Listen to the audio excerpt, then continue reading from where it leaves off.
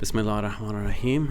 Assalamu alaikum everyone. I hope you're all doing well. As you can already see, the title of this talk is Understanding Maulana Balkhi. I usually call him Rumi, but of course I wouldn't be so gustakh to come to an Afghan masjid and call him Rumi. So for the respect of the audience, we'll call him Maulana Balkhi today.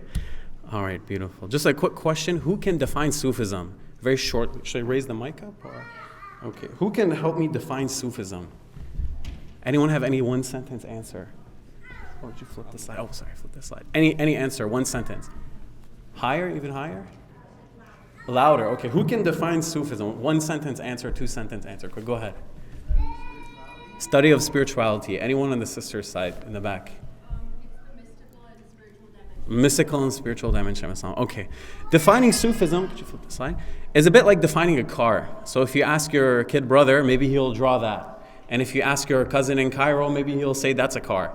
And if your kid brother goes to school, maybe he'll say that's a car. So Sufism is a bit like this. If you ask anyone, depending on their perspective, they'll give you an answer. And inshallah, I'll try to explain it in a way that will encompass everything. If you ask our parents, maybe this is their idea of a Sufi, someone who has a particular outfit or a set of attire or a very odd way of life, or maybe they've committed themselves to living in an institution called a khaniqah. But Sufism is, of course, much more broad than the way it's understood in the popular imagination.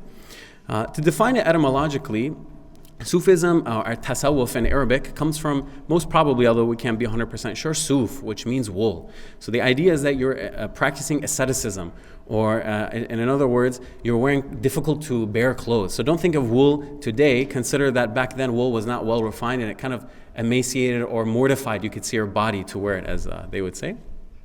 So like someone mentioned, it is the quote-unquote mystical or inner dimension of Islam, but oftentimes this is kind of a nebulous answer that, depending on who you ask, you'll get a different idea. But generally speaking, there is an emphasis on the orthopraxy. This is a fancy way of saying amal, which means action, as opposed to your aqidah, your creed, or even your inner belief. So maybe other types of Muslims would emphasize that if someone wants to become a Muslim, that they must first accept Islam and be upon their aqidah and their particular idea of what iman is. Whereas the Sufis, a lot of times, they would accept people who weren't necessarily Muslim yet, and they were more focused on refining their actions and the way that they, let's say, behave, rather than necessarily what they believe up front. Of course, ultimately they would guide them, inshallah. And the internal state is also emphasized more than the external state, the batin, as we would say, as opposed to the zahir. And just to give you an idea of this last point, sometimes, if you could flip the slide, sometimes it's misunderstood. There's a very nice anecdote, and I'll be quoting often from Aflaki, which he has written Manaqib al-Arifin, which is one of the main biographies of Rumi. And there was a Greek man around them in Anatolia at the time. The majority of the population were Greek non-Muslims. And one of Rumi's students, by way of joking in an insulting way, asked the man, "Why don't you become a Muslim?" in a kind of an accusatory way. And the man replies, "For 50 years I belonged to the religion of Jesus, salam. I fear of him and should be ashamed to abandon his religion." To rectify one of his students, Rumi Maulana says, "The secret of faith is fear, it's tars. Whoever is fearful, tarsa, even if he is a Christian, which also happens to be tarsa, he has a religion. Meanwhile, you guys who are gustakh and you're insulting him, etc., you're not upon the correct religion yet." Could you flip the slide? So this is some of the ideas of Sufism. The popular manifestations, you guys, many of you coming from immigrant backgrounds or maybe coming from the Muslim world yourselves, will be familiar with, like Waris John mentioned, we have qawwali music, celebrating the Mawlid, many types of poetry, maybe Qasida Burda or Maulana, Nasimi, Iqbal, you may be aware of. Also, if you go to your home countries, there are many shrine or dargah visitation rituals. I know this is a bit controversial, not necessarily saying it's good or bad, but you can see this in the listed countries that you have there. And also many folk beliefs and remedies that vary from place to place. So again, it's very vast. It could be from something small to something very large, a small commitment, a large commitment. Just to give you an idea, some people, for example, will recite, could you flip the slide? Will recite what's called a wird, or a prayer, a daily litany. So here we have an example of one from your part of the world. It has Arabic writing, and then it also has Persian translations under it. Next, please. Even higher? Project a bit more, okay. A bit more commitment could be going to a weekly zikr session. So I took these photos in the Jarahi Tekke of Istanbul, where there's various prayers. You can, of course, be completely engaged in the center, or you can kind of stand in the back and just take in the spiritual space. But this would be an example of being more affiliated with Sufism, and this is something akin to what Rumi would have with his students. And of course, for those of us from the Afghanistan, Pakistan, India region, you can find the beautiful Qawwali tradition. And if you ever go to Turkey, some people, maybe they're not very committed to Sufism. Maybe they would criticize the practices of people who call themselves Sufi. But because they go to the grave of Maulana, like these Turkish aunties you see here, maybe they would refer to themselves as Sufi because they've read books about him and they love him. So just a few clarifications. Sufism is also not a sect. I see many times people say Sufi Muslim as if it's akin to Shia or Sunni Muslim. It's a way to understand Islam. And of course, it's far from being a heresy. Many of the paragons of quote-unquote orthodoxy, like Abu Hamid al-Ghazali, were Sufis. It's also not peaceful Islam, like some people say, as if all the other Muslims are violent and the hippie Sufis are peaceful. We have Mujahid Muslims like Imam Sham al-Dagestani, who fought against the Russian Empire, is also a Naqshbandi sheikh. And it is definitely not, many people say this, unfortunately, but it is not Islam without Sharia. Au contraire, as the French say, on the opposite end, the Sufis tend to practice the rituals of Islam more. They pray more, they fast more, to the extent that I could never live the way some of my teachers do, fasting 3-4 days a week, praying all through the night, etc. So the stages of Sufism, of course, what my teachers would say, maybe they disapprove of this, is that Sufism was always there.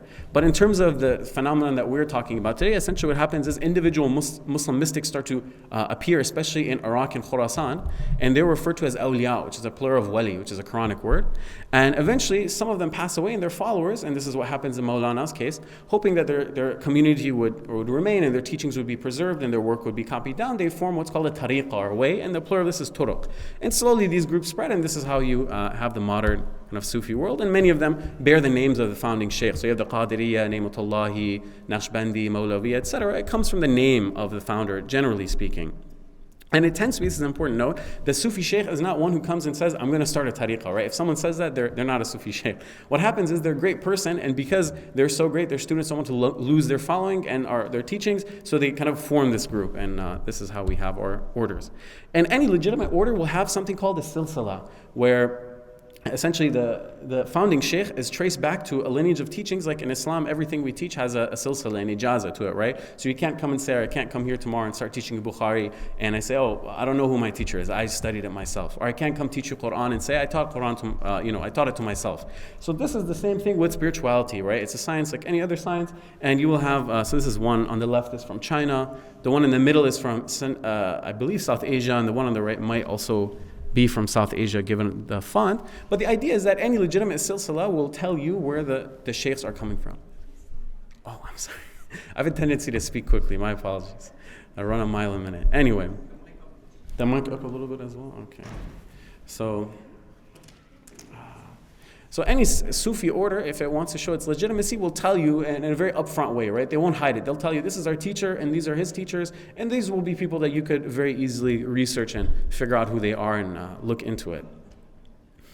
All right.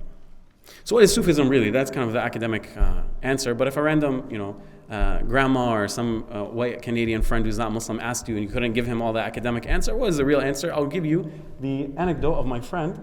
These are my two Mexican roommates when I lived in Jordan. Waris Johnny kindly mentioned his introduction that I was in Jordan. They're my two Mexican roommates. And one beautiful thing that Mexicans don't have is our obsession with political correctness. So they quickly became my friend and said, Muhammad, you're a cool guy and everything. Can you help us pretend to be Muslim in Arab? And I said, what do you mean pretend to be Muslim in Arab? He said, well, the funny clothes you wear, take us to wherever you get them and get us some. And the mosque, take us there, and to your zikr, take us there, and teach us how to eat with your hand and all the things you say, Bismillah, mashallah. We want to do all that when we're living here for the semester. And the next one, he actually took it the most seriously. He went to Saudi when the tourist visas opened, and he really wanted to go to Mecca and Medina, but since he wasn't a Muslim, he respected it. But I think one day, inshallah, he'll become a Muslim, although he doesn't know it yet. But he took it very seriously. He's, mashallah, super fluent in Arabic. And I took them both to Jummah, and I wanted to, show them how prayer works and all that. And I tried to explain, you bend down, you get up and all that. But of course, no one can memorize the movements in one go. So while we were praying, I was very cognizant not to, quote unquote, put us on blast, as the kids would say today. So I was kind of tugging them and whispering when we were, all the way down, this time we're going to get up all the way and all that. And I was essentially trying to cover them. But what ended up happening was I ruined my own prayer. Right, I wasn't paying attention. And years later, when I was reading the Masnavi, I came across this beautiful line translated by Mujaddadi. Many of the translations I have here are from different people, but it's not visible there. It's noted in the slides. This is by Jawed Mujaddadi. He says, now listen to the Prophet of mankind. No prayer is complete without a present mind, or as Maulana writes, Bishno az akhbar an sadru sudur, la salata tamma illa bil hudur. So this idea of hudur, our presence, this kind of divine presence or mental presence is essential to making a prayer complete, right? So when I was praying earlier, I'll confess to you guys, I was stressed out about giving this presentation. So I didn't have that complete presence that Maulana is talking about. But when I read this the first time with my teacher, I thought back to this prayer, and many prayers of course, but this prayer especially with the Mexican friends, where I was so busy with tugging them and pulling them and trying to help them and tell them, okay, now we're going to get up, etc., that essentially my own prayer was batil, was ruined. So how do we leave this state? Of course, all of us find this all the time, right? We're praying and we're thinking about the notification on our phone, or our boss is upset at us, or we have problems at home, etc. Many times we find, especially us living in this modern, hectic world, living in the West, away from the lands of Islam, we find ourselves in this state. We don't have this huzur. The Sufi would tell you that the answer is your nafs, or your lower self. And there's kind of bad translations of this word in English. Of course, many of the terms of Islam, they're hard to translate, nafs being one of them. It sometimes translates psyche, ego, base soul, but essentially it refers to the lower elements of us, right? Our desire to eat excessively, our desire to look where we shouldn't look, or our desire for things that is not manifest or is not made, is not a part of our rizq, right? So I believe understand this. We're in a Muslim audience. I don't know if you look at various Sufi manuals, they tend to give you lists of 7 or 13 or whatever elements of the nafs. We Muslims love these numbers, right? So I don't know why 7 is special, but a lot of manuals will give you 7, and you can get an idea of what the nafs is all about through these. It's kind of like the 7 deadly sins of Christianity. We have pride, greed, jealousy, etc. And how do we get rid of the nafs? That Sufi would tell you it is annihilation in God, or fana fillah.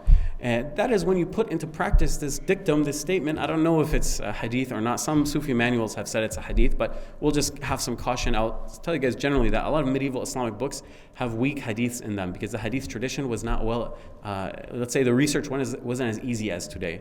So they say, mutu qabla an tamutu, die before you die. And this isn't talking about the physical death, but the death of your ego or your base self. So you must efface your ego before God, and this effacement is called mahv. Right, so for those of you who speak Persian or Arabic, you'll understand. And what happens is no I remains. So this I-ness, this, as the Arabs say, ana, or annaniya, it's a very beautiful way to talk about it, or this man, as we would say, this goes away. And if you find, inshallah, the Sufi sheikhs, who knows how many of them are alive today, but people like Maulana, when you read about them, you truly find that this is the case. So they would say that if you totally efface your ego, then when you're in salat, you're not worried about your phone and checking it and what's happening at work, because your rizq is from Allah. And whatever the phone notification is, it's already maktub, and whatever you're worrying about, Allah has already figured it out, subhanahu wa ta'ala. Just switch to the next one. So that is just a short, hopefully 10-15 minute introduction to tasawwuf. Of course, this is a topic when you can have many multiple hour lectures, but just to give you a short introduction so that we can better understand Maulana. Go ahead. So this is, of course, he's depicted commonly like this in Turkey. Some more depictions you all might see. Of course, Allahu Alam, who knows what he really looked like. We only have vague descriptions, but he was described as slender. And Shams Tabrizi says, I'm an ugly man and Rumi is more handsome than me. So let's say slender, handsome man. He was born in 1207 in the province of Balkh in Greater Khorasan. Of course, then we don't know exactly what date or what exact location someone was born in, but we can say in the vicinity or the cultural sphere of modern Afghanistan, near the border of Tajikistan. And his native language is Persian. Maybe you call it Dari, Tajiki, Farsi. It's like Shakespeare says, a rose by any other name smells just as sweet. So no matter what, we can debate what word we'll call it, but the language is the language. And he is a descendant of scholars. Now, some hagiographers have said that he descends from the lineage of Hazrat Abu Bakr Siddiq. Allahu Alam, who knows if that's really true or not, but we definitely know that he comes from a long list of scholars. So he's coming in a tradition of ilm. And of course, as we know, Rumi leaves Khorasan. He wouldn't be the Rumi we know today if he hadn't endured this painful trajectory. So of course, whenever I teach about our figures, I always like to connect it to our lives, right? I don't want to study it as if it's a museum piece, but there's so much hikmah we can grasp from it, right? So when we study Rumi's leaving Khorasan, there's so much just about the leaving of Khorasan from us that we can relate to. So whether we're from Afghanistan or Iran, we've all left our homelands for one reason or another, and there's so much we can gain from this. So this is a general what Google Maps thinks maybe Rumi would have gone on. Who knows if he would have taken this exact path. But it said that on the way he also met over here in Khorasan, in the northeast of modern Iran, so the Iranian side of Khorasan, that he met Fariduddin Attar. And Attar, who, because his father was a scholar, was able to meet him. And Attar gave Rumi a copy, and it said, Allahu Alam, of the Asrar Nameh, one of Attar's books, and said that, your son will be a great Sufi one day. And they make it all the way to Baghdad, and then they go down for Hajj, and they go back up through Syria, and then eventually they end up, and Google Maps seems to think that it's possible to have swum through in the map it shows them swimming through the water. I don't know exactly how they did that, but they go to, essentially they end up in Konya, which is originally a Greek city in ancient history, Iconium, but it becomes Konya.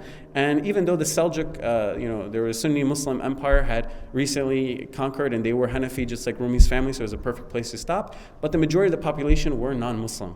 This is a big misconception that people have, especially from my nationality, frankly, the Iranians, that the Muslimin came with a big sword and said, everyone's Muslim or you're dead. This is, of course, it's make-believe. What happens is, over the centuries, slowly the populace converts, and many times because of people like Rumi, the Sufis. So Rumi's family was part of this Islamization, and you can say Persianization of the Turkish, modern-day Turkish lands.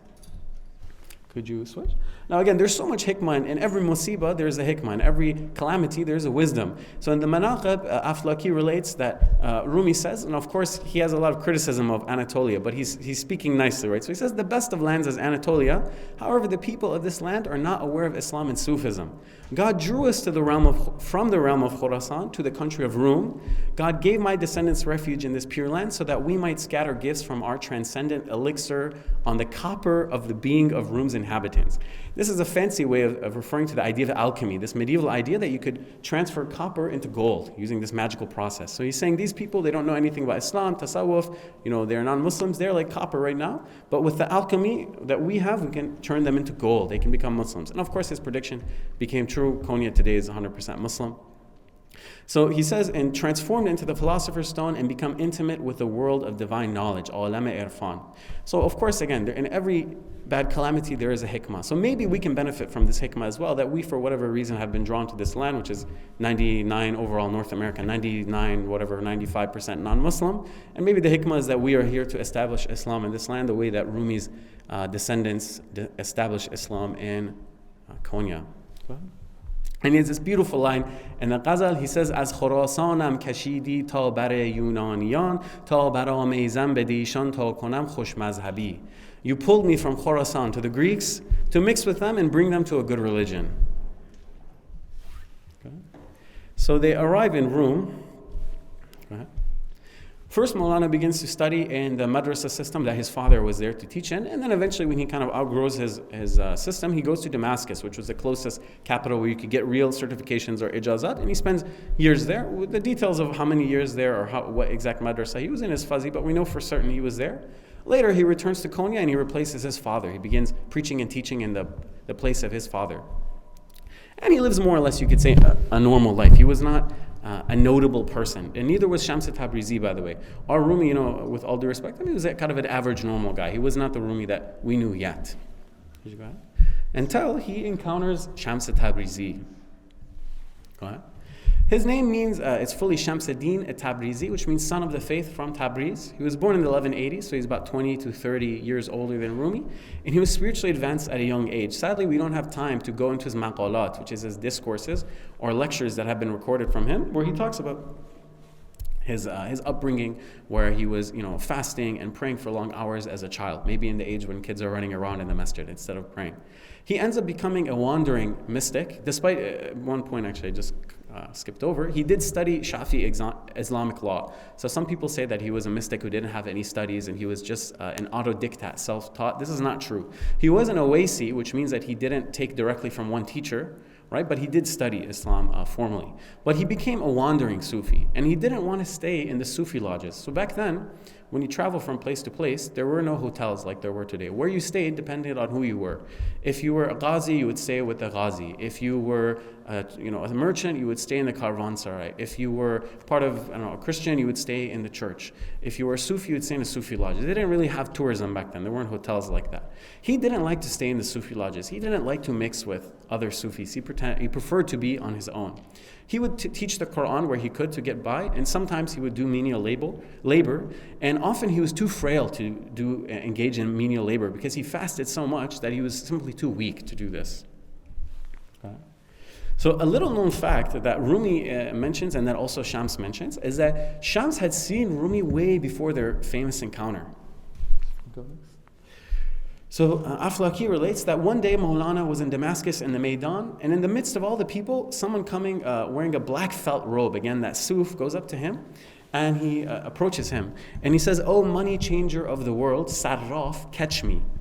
Why does he call him a money changer? Because the person who changes money back then, the same way that they look in the sky to see the light, they would test the coin to see if it's pure or not. The reason a Sufi is called a money changer is because one of his abilities is that he can see if someone's coin is pure. Right? This is why Hafiz says, "Naqd Sufi na hame Safi bi ghash bashad." Not every Sufi's coin is pure and lacking in cheating. Some of them are liars as well, right? So this is why he calls him a money changer. Shams then recognized that Rumi had this foresight, this ability. And that was Shamsuddin Tabrizi, as Aflaki says. But before Rumi could engage with him, Shams disappears to the crowd. And then shortly thereafter, his studies were done. So it's said, Allahu Alam, my teachers have said that Shams recognized that Rumi was his student one day, but that he wasn't ready at that moment. It's said that the peers already know, or the elders already know who their students will be. Could you switch this on? And then, of course, the more famous one is actually the second meeting. Could you see that? This is a very famous Ottoman depiction of the event, and you can see the same black felt clothing. Shams approaches Rumi and Konya, and now Rumi is, quite literally on his high horse. He's a famous scholar, well reputed. He has the largest turban. Of course, the turban of an alim, the bigger then, meant that he had more ilm. And you can see that he's surrounded by students, some fresh, some more advanced, carrying books, and they're interested in him, following him around. So imagine a scenario where one of the great professors of your university is walking through the courtyard, and all of a sudden the equivalent of, excuse my language, it's kind of mean, but basically a homeless guy or a vagrant accosts him and says, "Hey you, I have something to ask you." And out of the politeness of his heart, his Islamic adab, Rumi says, "What is it?" And remember, years have passed by, and Shams approaches him for just a moment, so he doesn't remember who it is. He says, Shams grabs onto Rumi's horse, which is again a bit of an accosting. It's almost like, again, you pull up to a red light and someone grabs onto your car. You're saying, "Oh, what's going on?" And then he says, "Oh, money changer of the world, who can discern coins of inner meaning and is acquainted with the names," meaning the names of Allah subhanahu wa ta'ala, "who is the greater mystic, Muhammad sallallahu alaihi wasallam, the messenger of God, or Bayazid Bastami?" And Bayazid Bastami was a Khorasani Sufi of about a century and a half before. So for all Muslims now, we know this is a very heretical question on its face, right? Of course, the Prophet ﷺ is higher than any mystic who comes after. But Shams is asking this question to see if Rumi will react in the way that an average person would react, or if Rumi can discern enough to see what's really being asked. And then Rumi says, "No, Muhammad Mustafa ﷺ is the chief and leader of all prophets and friends of God, so greatness belongs to him." Then he says, the reason that Muhammad ﷺ says, and I believe, could you flip the slide? That's fine. So Shams Tabrizi then says, "Okay, you're sublime." He says that the Prophet ﷺ said, "Ma arafnak haq ma'rafatak." "Oh God, subhanaka, I have not known you the way that you should be known." Right? So he's admitting a fault in a superficial sense. Whereas Bayazid Bastami says, "Subhani ma azam shani, ana sultan as-salatin." Where Bayazid says, "I'm sublime, how great is my rank, my dignity. I'm the sultan of sultans." So again, this is designed to test to see if someone will snap and say, "Astaghfirullah, how dare you?" or will think and see what the true answer is. Now Rumi, of course, he sees the wisdom in this, and he lets out a cry, and he falls unconscious. Now this is where maybe they've kind of added a bit. But essentially, Shams, by asking this question, was testing to see, did Rumi cook enough? Has he become pukhta, as we would say? Is he ready for the real teaching or not? So the people gathered, and there's a big hubbub, and they think, what has happened to him? What has he done to him? And then when he gets up, he realizes, Shamsuddin is my true teacher. I thought I had finished my studies, but I have just begun them now. And there's other anecdotes where Shamsuddin burns his books, or he throws them in water, we know this for a fact, he tells them to stop studying from books and just to continue the type of study that he has. So they go into a room for 40 days, and this is a practice of the Sufis, a chilla, and they didn't let anyone inside. So they were engaged in this ritual, just coming out for eating or, using the bathroom or something like that. But essentially they were engaged in a kind of a deep seclusion in spiritual knowledge. Right? And in our, common culture, we have many depictions of them. So here we have Rumi and Shams, and then another one, Rumi in Shams's absence, he's kind of looming over him. Another one where they're kind of stumbling through the streets and, of course, in a state of divine ecstasy. Go ahead. And we find very beautiful poems from this era where Rumi talks about Shams. He says, Yar mara qar mara ishq jigar khar mara yar toyi qar toyi khaj negahdar mara نوح توی روح توی فاتح و مفتوح توی سینه مشروح توی بردر اسرار مرا نور توی سور توی دولت منصور توی مرغ که تور توی خسته به منقار مرا قطره توی بحر توی لطف توی قهر توی قند توی زهر توی بیش میازار مرا حجره خورشید توی خانه ناهید توی روضه امید توی راهده یار مرا روز توی روزه توی حاصل دریوزه توی آب توی کوزه توی آب دهین بار مرا دانه توی دام توی باده توی جام توی پخته توی خام به مگذار مرا این تن اگر کم تندی راه دلم کم زندی راه شدی تا نبودی این همه گفتار مرا. So he says this is the translation of the aforementioned book. My beloved, my cave companion. So here he's comparing himself to the companionship of Muhammad sallallahu alaihi wasallam and Abu Bakr Siddiq in the cave. My heart hurting love. So your love that has hurt my heart. You're the beloved. You're the cave companion. Master, protect me. You're Noah, you're the spirit, you're the opener and the opened. You are the open chest at the door of secrets. You're light, you're the feast, you're the fortune of Mansur al-Hallaj, you're the bird of Sinai, you've wounded me with your beak. You're the drop, you're the sea, your kindness, your harshness, your sugar, your poison, don't torment me anymore. You're the seclusion cell of the sun. This is the same cell where they go to do chille. You're the night home of Venus. You're the garden of hope. Show me the path, O beloved. You're the day, you're the fast. You're the result of our begging. You're water, you're the jug. Give me water this time. You're the seed, you're the trap. You're the wine, you're the glass. You're the mature ripe, you're the raw naive. Don't leave me raw. So two things to explain here. By wine, it's a metaphor. He doesn't mean literally, be careful. Don't go home and I said that Rumi was drinking wine. And by raw and mature, this idea of being pochte and kham in Farsi, where we say that you're kham originally, you're like raw meat, and then the fire of love burns you and you become pochte. And there's a beautiful line where he says, Hasil umran pish az sukhan nis kham budam pochte shodam sukhtam. The result of my life is no more than 3 phrases. I was raw, I was cooked, and then I burned away. Then he says, if this body were less hot-spirited, it would steal my heart less. But you went on your way, these words of mine are no use. So Manaqib, in the Manaqib Aflaki tells us, and when this companionship and absolute isolation and withdrawal from the world surpassed its limit, all the people of Konya became agitated. So again, imagine continuing the metaphor, your favorite professor is accosted by a quote-unquote homeless person. And then he stops coming to class. He stops coming to family dinner. He's nowhere to be found. No one can get a hold of him. He doesn't grade papers. He's just always gone with this person that no one knows where he even came from. So of course people would say, okay, what happened? Give us our father, our friend, our teacher back. So the supporters and disciples of how Rumi was before became jealous and envious. And no one knew who Shams was, they were saying. Who is this guy who's come here? Get out of here. Back then, and many times in our home countries, it's this way. It's not like nowadays where in this country you can just get an apartment and move somewhere and don't say, I'm this person, I'm from here, no one cares. There, if you go somewhere, you need to say, I'm from here, I'm of this religion, I know these people. You need to explain why you're showing up somewhere, right? Even in Iran to this day, when you want to get an apartment, they ask you for references. Where's your family from? What religion are you? What is your job? What does your wife do? How many kids do you have? So this guy just shows up out of nowhere and steals our ustad away. So basically, they kick him out of the town. He disappears. Whether they essentially pushed him away and he went on his own, or they forcefully expelled him, Allahu Alam. And then eventually Shams, a year or 2 later, is spotted in Damascus, and Rumi sends his son Bahauddin to bring him back. And when he comes back, we have many beautiful ghazals where Rumi is basically celebrating the arrival of Shams. He says, ای عاشقان آمد گه وصل و لقا از آسمان آمدند. آمد ندا, excuse me, there's a space. از آسمان آمد ندا کی ماه رویان از صلا. ای سرخوشان آمد طرب دامن کشان. I'm sorry, آمد طرب دامن کشان. I'm sorry, I love this nastaliq font, but the spacing is terrible. ای سرخوشان آمد طرب دامن کشان.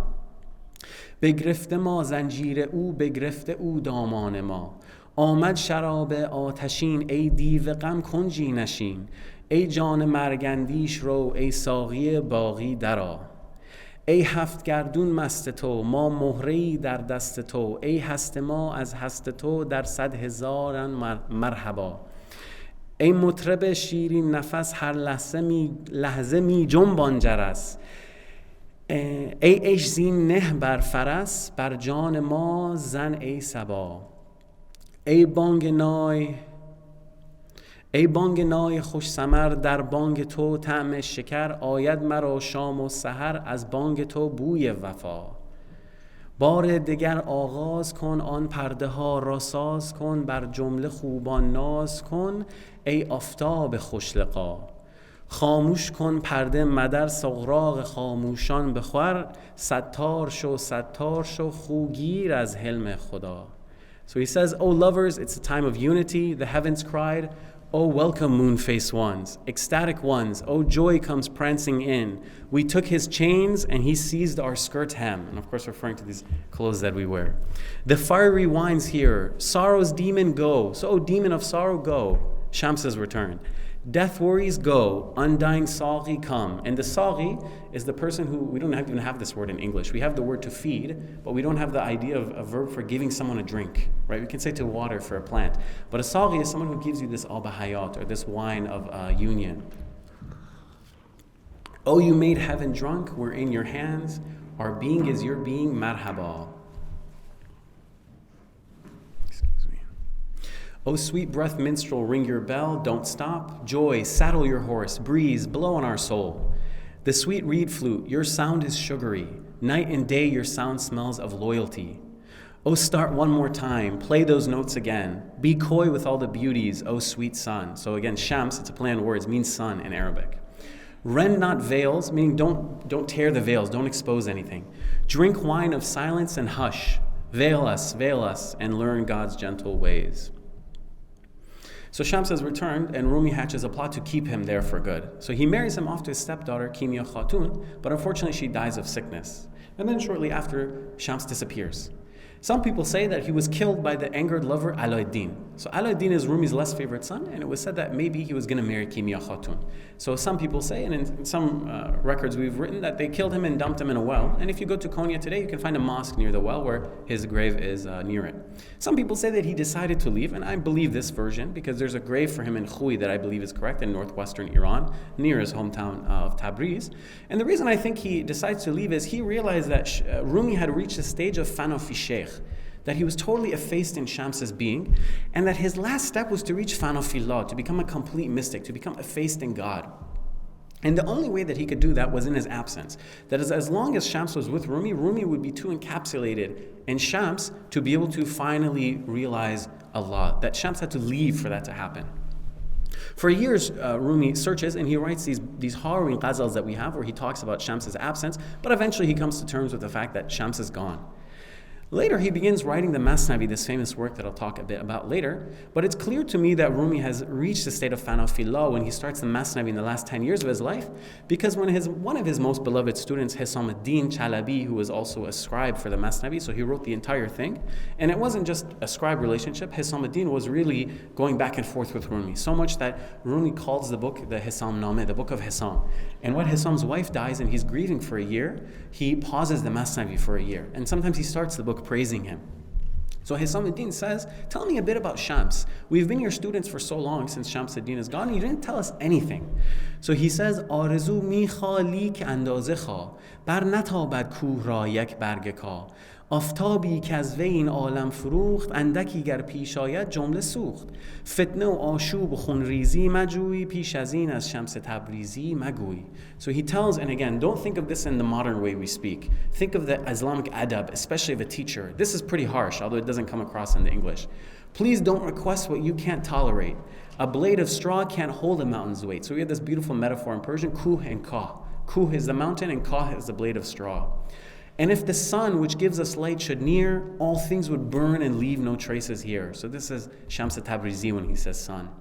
Don't try to make more strife for everyone. Ask nothing more about Tabriz's son. And then he keeps to his word. From there on out, the Masnavi, he never talks about Shams ad-Din.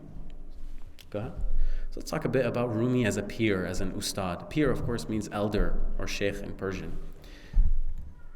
In the Manaqib Aflaki writes, when we witness how, so this is about Rumi, so he's speaking here. When we witness how they were in no manner inclined toward the Islamic God and remained deprived of divine secrets, by means of the graciousness of the Sama, this mystical dance and poetry, we presented them with these higher meanings in a way that suited them. For the inhabitants of Rum were people who loved music and poetry. They're Christians, right? And of course in Islam we debate music and poetry, whether it's haram or makruh. Christians, they don't have an issue. Like the ill child who hates medicine, the clever doctor adopts the ploy of putting the remedy in a sweet drink before giving in the child. So Rumi is not initially interested in the mystical dance or even the poetry. Why? And we'll read a poem where he explains soon, but essentially because these are worldly matters, right? Gathering to dance in a particular way or reading poetry.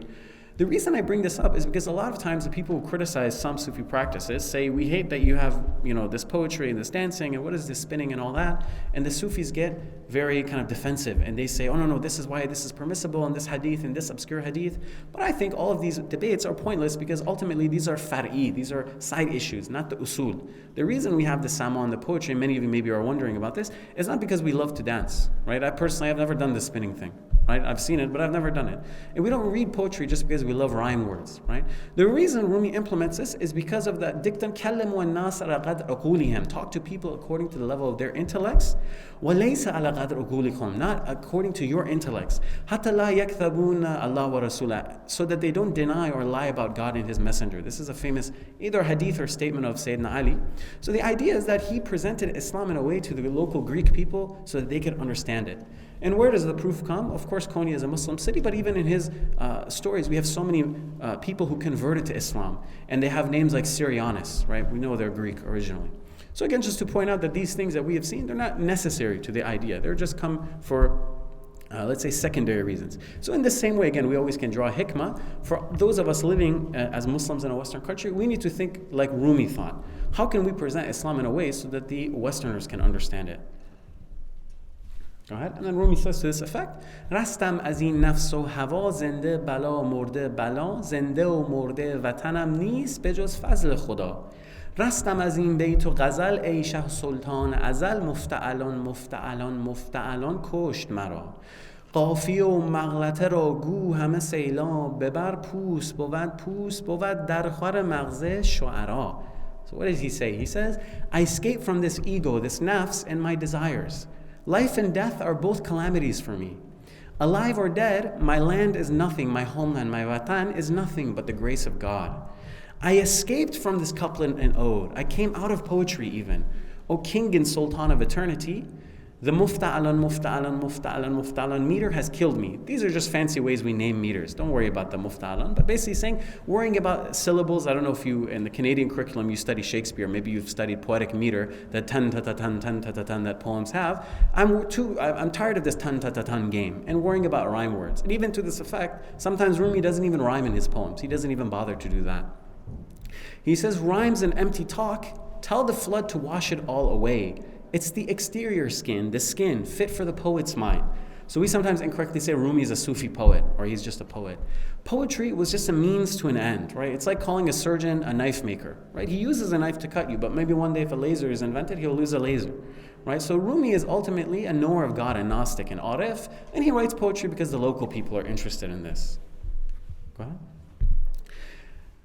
So the Sultan in the time of Rumi says, Maulana is a king without equal. There's no debate. I don't think anyone like him has appeared in the centuries, but his disciples are extremely bad and meddlesome people. And then one of his supporters was secretly his supporter, he didn't know was present, and he tells Rumi, and he's very pained. And everyone becomes upset. And then Maulana writes a letter, he says, if my disciples were good people, I would have become their disciple. It's because they're bad people. And again, remember, back then, they viewed non-Muslims in a very negative light, right? Even the word Christian or Zoroastrian carried a negative connotation. It's because they're undesirable people that I accept them as disciples so they can undergo change and become good, right? Otherwise, I would become their disciple. He says, Kurniyam leik maro kimiyayist, in deram qalb az an mikharam. He says, I'm no blind man, but an alchemist. That's why I purchased this fake dirham. So I buy the fake dirham from the thief. He thinks he won me over, but I'm an alchemist. I can turn it into a real dirham. Right? And we see many of Rumi's disciples, they were average people. Right?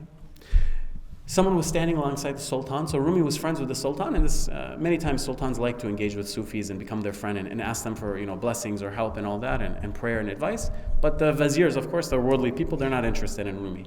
He says maliciously regarding Rumi's disciples, they're all common people. They're from the awam. They're not elect people. They don't have any education or learning. There's a tailor, cloth merchant, a grocer. Whoever comes up, Rumi accepts him as a disciple. Any old person who walks up. And then, go ahead.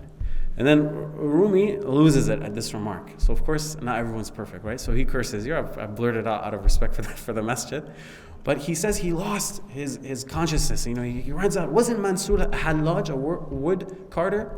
Wasn't Sheikh Abu Bakr of Bukhara a weaver, Nassaj? Wasn't there another who was a Zajjaj? These are all, of course, in the same Arabic wazn. These are the work that they do, right? Despite the lowliness of their worldly state, what harm did that do to their divine insight? And then continue. And then to that note, again, remember, don't think of nowadays where our masjid imam is a great man, mashallah, he's nice and kind and genial. Think about back then, the big turban, very kind of proud, and walks in and looks up and holds his nose up and doesn't talk to anyone. That's how the scholars were supposed to be back then, right? They weren't supposed to engage, and even in my country, unfortunately, this is the same case, right? We always say that the akhuns in our country, they act like they're very cool. They're a degree above everyone. But they say that Maulana showed humility and abjectness towards everyone, towards children, widows, everyone. He would pray for everyone, and whoever prostrated before him, he would prostrate, even if he was a disbeliever. Go ahead. And unfortunately, we don't have time to read over the whole record of Rumi's life, but these are just some notes to show you the type of person he was. And then eventually Rumi reaches the state of fana. Right?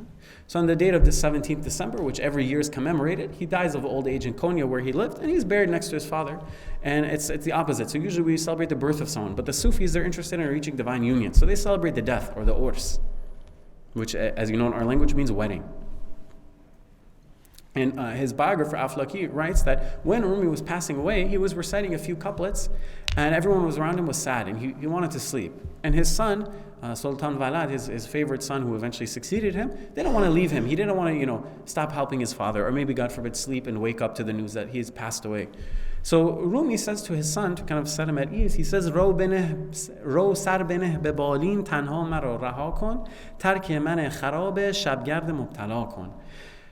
در خواب دوش پیری در کوی عشق دیدم با دست اشارتم کرد که عزم سوی ما کن. And then he tells his son, go place your head on your bed, let me be, leave broken, troubled, wandering old me. I dreamt in love's street, an old man would say, won't you intend to come my way someday? So it's a dream from Shams, Allahu Alam, saying, you reach Fana Fillah, good, you reached the stage that I wanted you, now come to me, now it's time to leave the dunya. And if you go to Konya, you can see there's a beautiful mosque. So this is the mosque complex on the right, and on the left is his actual grave. And the oldest part of his grave is that little blue dome. I don't know if it's so distant from you can all see it. That's the Seljuk like to build domes in this way. So that's the oldest part of his grave complex. And what's interesting is that it's the most, the most numerous multi-faith pilgrimage, right? So we have Hajj and we have Jerusalem and all these things, but usually one religion goes to a specific event. Rumi attracts millions of visitors a year, and they come from all religious traditions. So in this time of year, it looks quite beautiful.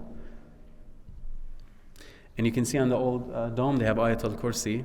It's a very beautiful dome. Unfortunately, for the last 2 times I've been, they've been renovating it. But inshallah, when you go, you can see it. And when you enter, there's a very beautiful tableau, as we'd say in Iranian Persian. كعبة العشاق باشد این مقام هر که ناقص آمد اینجا شد تمام. Of course, sadly, we don't know who wrote this. They write regarding his tomb, this tomb is a Kaaba where lovers meet. Whoever comes deficient leaves complete. So of course, this is not literally describing it as a Kaaba, right? It's an analogy. And not just anyone who comes in and takes a selfie with the tour group and leaves as part of their Turkey group, their tour. The idea is it's the person who really does a ziyarah, who truly is visiting, not just anyone. But inshallah, we can all achieve something from visiting him. And there's some beautiful poems that Rumi writes anticipating his death.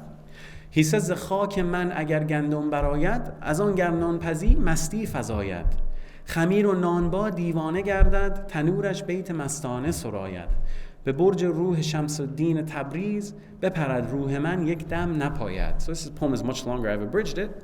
He says, if from my grave you see wheat grow, make it bread, from it wine will flow. The oven will sing drunken verse, they'll go crazy, baker and dough. My soul won't wait a moment more, to Shams ad-Din's soul it will go. So just about him, after he died, Fakhruddin Iraqi, who was another famous Sufi in his day, of course nowadays he's not so well known, he would attend Rumi's Sama sessions, and unfortunately he was more interested in a different Sufi that is not really that famous at all, Sadruddin Qawnavi. So he missed the big opportunity for the smaller one, but Allah. He said that no one understood Maulana properly. He came into this world a stranger, and he left it a stranger. So woe to us, we didn't get to even see him. He's saying the people who saw him and knew him and were his relatives didn't understand him. So inshallah, maybe we can understand 1% of who he was. Go ahead. And about his grave, this is one of the famous things that people bring up because they like to emphasize how Rumi was universal and all kinds of faith traditions are interested in him. When they brought Rumi's grave, there was a tumult that resembled Qiyamah, the great resurrection. Right? It was Qiyamat, as we would say in Persian. There were all religious communities present. Christian, Jews, Greeks, Arabs, Turks, everyone, ethnic, religion, everyone was there, and in whatever custom they had, whether it be the Psalms of David or the Gospels or etc., they all lamented. So everyone was sad for Rumi's death. Why? Because of the adab that he showed to everyone, regardless of what religion they were part of. And then Rumi said, give Konya the title City of the Friends of God, Madinat al-Awliya. For every person who comes into existence in this city will be a friend of God after I have passed away. All right, so I was told we were going to take a break. So this is a highly compressed version of this lecture I'm giving you. You guys have a class I've given. If you want, you could go to this website and you can sign up for a small fee. And of course, there's many others, hundreds of course hours there. But you can check out the Maulana courses. I have 2 on Rumi, and a 3rd one is coming, inshallah. And you could find it here. And this is my general other information. So do you want to do a question, or do you want to take the break? So we'll open the floor for a few minutes for questions, and then we'll take a short break, and inshallah we'll continue with the second lecture. If anybody has any questions, you can feel free to go ahead. Sorry, go ahead. Okay, go ahead. On the sister side first, and then. Okay, sure. No, you go ahead. No, but it's okay. Okay, let's see. Hey, come on. My question is, you have a certain rhythm when you're reading the prayer. Yeah. So I wanted to ask you, does that rhythm come out just from reading it, or is there a particular adab or a manner in which you learn how to read that so that tone comes out? Right. So there's a particular way you learn. You learn what's called wazn in our language. Wazn would be meter, poetic meter. And that's called wazn in Arabic, Persian, Turkish. It all comes from Arabic poetry originally. And this is actually a point of contention that the Quran makes. Allah subhanahu wa ta'ala says that the Quran, just because it rhymes, it's not poetry. Why? Because it doesn't have this wazn. It doesn't have this tan ta tan ta tan ta tan that you guys hear. So rastam azin nafs wa hava murde bala zend bala, right? This dun ta ta tan dun ta ta tan dun ta ta tan dun ta ta tan. Rumi likes this particular one, and you can almost tap your foot to it because he would create these ghazals so that they would do these mystical performances with it. And these ones are particularly musical. Now, unfortunately, in one of the poems, I kept messing the ghazal because I'm nervous in front of you all, and I hate it. But I love reading with correct wazn, and that's a way to tell if someone's learned poetry formally, is if they can read all the poems with the correct wazn. And this is a whole art in and of itself. You know, many volumes of book have been written. There's hundreds of different meters, all with different variations of notes, etc. So it's very musical in that way. Very good question. Inshallah, if you want to learn about wazn more, we'll be having more sessions about Maulana and his works, and we'll be reading. So stay tuned, watch on our Instagram. Inshallah, we'll talk more about it, and we can learn more about that as well. There's a question here. So I had a question about Maulana's Masnavi. Did he write it before meeting Shams or after? So the Masnavi was written, actually we're going to get to it in the class coming, or not the class, the section, the next session. He wrote it at the request of his students later in his life, in the last 10 years of his life. So after Shams had disappeared by years. Okay. And to continue to that, Sure. just one other question. Did Rumi himself practice Sama? Yes, so the Sama you see today is a highly choreographed performance, really, frankly. If you pay tickets, it's a performance. But even the one that's done in private, it's very choreographed to the extent where the Turkish sheikhs, they will criticize someone if they're a bit off balance or doing something incorrectly. This is a practice, a result of Turkish culture. Turks are martial people, as it said. They're very orderly, right? They're military people. That's how they conquered so much. But military people are very big on and you've lived there, you know, on how you do your motions and how you move, etc. The original Khorasani Sama was completely spontaneous, right? So I hate to criticize the Mevlevis, but I think that the issue with their Sama is that if it's choreographed, it's not authentic in a way, right? But the original Persian one, if you look at manuscripts, it's very kind of ad hoc, which means that anyone does what they feel. Someone jumps up and down, someone doesn't, someone, you know, is going one way, someone's going the other. And Rumi would spontaneously go in Sama. So one idea is that it's also spontaneous, that you're not saying, okay, at this time, at this day, I'm going to do this, right? So there's one famous anecdote where Rumi is walking in the bazaar of Konya, and Salahuddin Zarkub, who would become his student, as you can hear from his name, is a working class guy, he's a goldsmith. He's doing tan ta ta tan tan ta ta tan tan ta ta tan, and Rumi hears this and he goes into Sama. And then this is recorded in Aflaki. And he doesn't want, and Salahuddin Zarkub is going to destroy the jewelry that he's working on, but he doesn't want to stop beating it because he doesn't want to break Rumi's thing. So he goes tan ta ta tan tan ta ta tan, and Rumi is in his Sama. So it is that way. You want to I've got a two-part question. Assalamu alaikum. So I've heard stories where their first encounter, or maybe their second, was Maulana was sitting by a lake and he Right. was either reading or just had all his books around him. Right. And Shams Tabriz came and threw his books into the water, and Maulana got upset, and Shams pulled his books out dry. Yeah. Does that hold any? So it's at the end of the day with these anecdotes, I would say the one that means the most to your heart, you can believe it's true. Because at the end of the day, Allahu Alam, there's no way to verify these things for sure. And I would say, I'm going to take my Sufi turban on and put a Western hat on and say, the Sufis will tell you all of these, you know, it's 100% correct. But in reality, many of these hagiographies have superfluous stories that are added later, right? So for example, we know that Rumi's dad was an okay scholar where he was from. But in the Sufi manuals, they say that he was the king of ulama of Khorasan, right? So they like to kind of play up some things. That story goes that he throws the books in the water, and Rumi says, what are you doing? Or I'm sorry, Shams asks Rumi, can I see your books? And Rumi says, I'm doing something you wouldn't understand. It means I'm reading, you're illiterate. And then Shams throws them in the water and pulls them out, and they are dry still. And he says, Rumi, what are you doing? And he says, I'm doing something you wouldn't understand. So there's that one. There's also when he sets them on fire. There's many stories of this kind.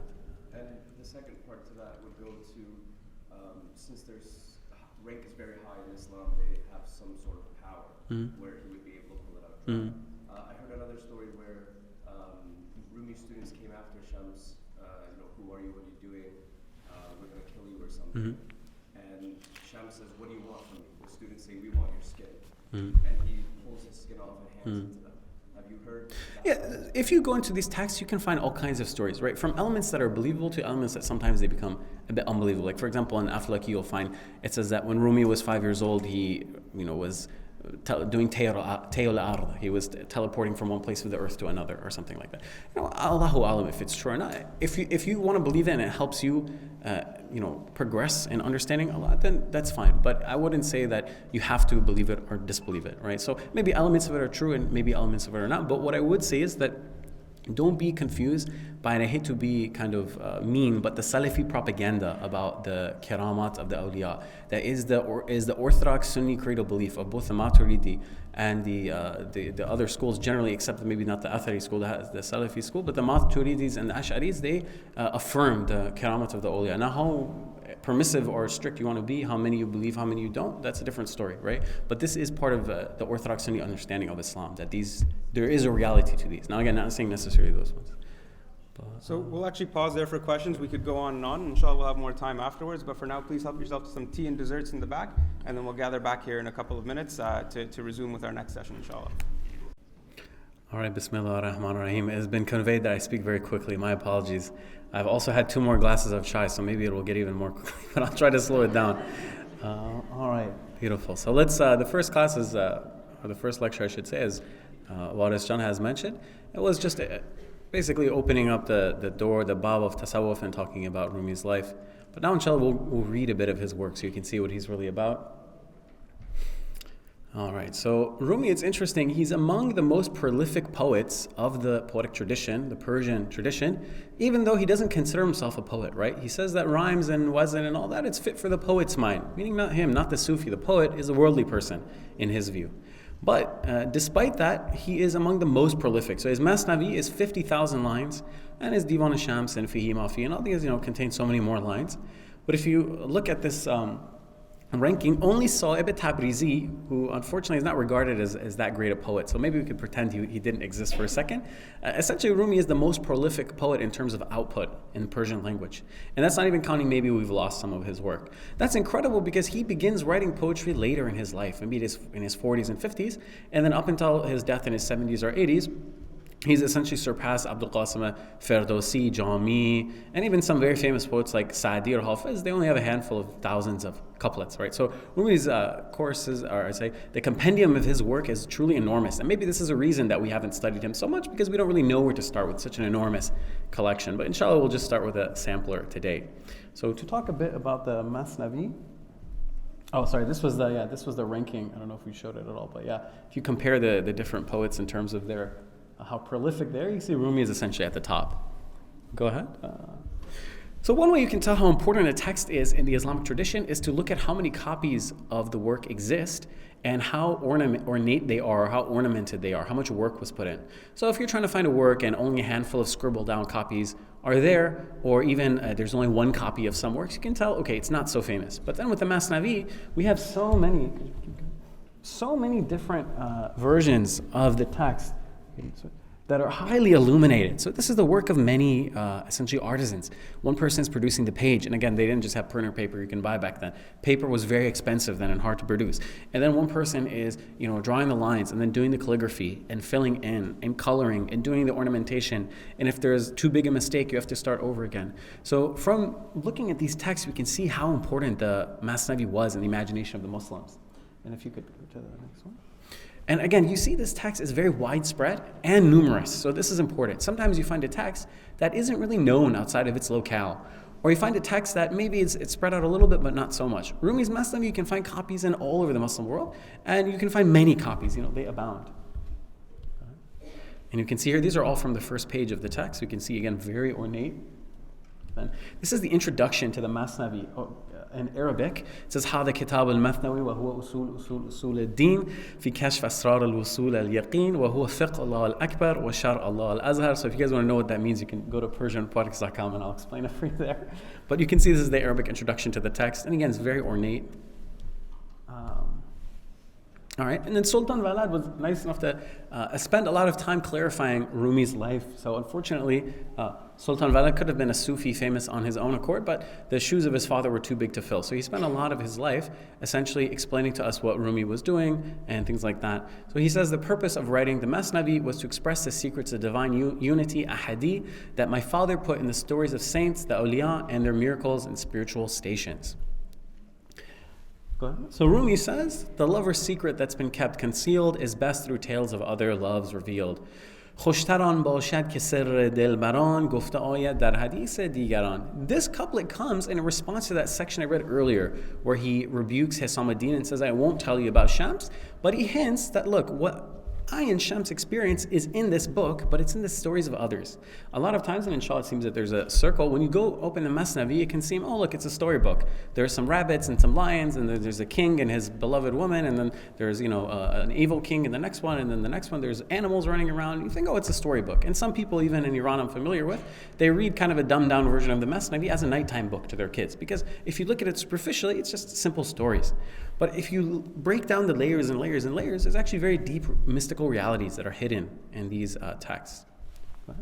So Aflaki was kind enough to tell us how Rumi was inspired to write the Masnavi. So Rumi didn't really want to write much. All of what we have, either circumstances pushed him or other people recorded. So for example, his Fihi Ma Fihi, his text of lectures, students just wrote down what he was telling them. His ghazals, they were kind of an outburst right? A lot of his ghazals, actually, he just started spontaneously reciting them, which is why sometimes they don't rhyme, right? Because if you want to just recite something, occasionally you can't think of a rhyme word. And he would recite them while tapping his foot, it was said, and that the students would be writing it down, which is why a lot of ghazals repeat themselves quite a bit, to the extent that maybe a poet would consider, a faux pas would consider incorrect, right? And even his Masnavi, he didn't really care to write a long book. He didn't have this ego, but he was asked to. He was essentially, they begged him. So Hisam ad-Din, the scribe of the Masnavi, said to Maulana that you've recited many of these ghazals, these odes that I've read, but it would be nice that if there was a book of that sort that Sana'i or Attar had, that you would write, right? You would write such a thing. Rumi's students were reading and memorizing these texts. And he said, well, why don't you write something like this so you can guide your students? And inshallah, basically implying, because this was at the end of his life, that one day when you're gone, we'll have this as a guide for us. So that essentially they may be acquainted with the souls of lovers, as he says. Go ahead. And then Rumi pulls out of his turban the first 18 couplets of the Masnavi, which is called Naynameh, or the Song of the Reed, as it's called sometimes. Go ahead and we'll get into that later. Now, it's important to pause for a moment and ask ourselves why it is that we even call Masnavi the Masnavi, right? If I said the novel in English, would you guys know what book I'm talking about? Or if I said the poems, would you know? No, you wouldn't. The Masnavi is akin to that. Masnavi simply refers to the type of poem. It's a genre, like novel, right? Like short story. It's almost like the way that, I don't know how religious Christian Canadians are, but in America, especially the South, the Christians will say the good book, which means the Bible, or Arabs will say al-Kitab. For those of you learning Arabic, not that al-Kitab, the original Kitab, which is the Quran, right? So you can see that sometimes a religious text is so important that just by, and basically pointing towards the type of book it is that people know. So when Arab says the book, they mean the Quran, right? They're not talking about anything else.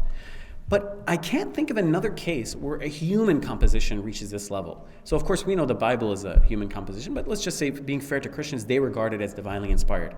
In the Quran, of course, we know it's the kalam of Allah subhanahu wa ta'ala.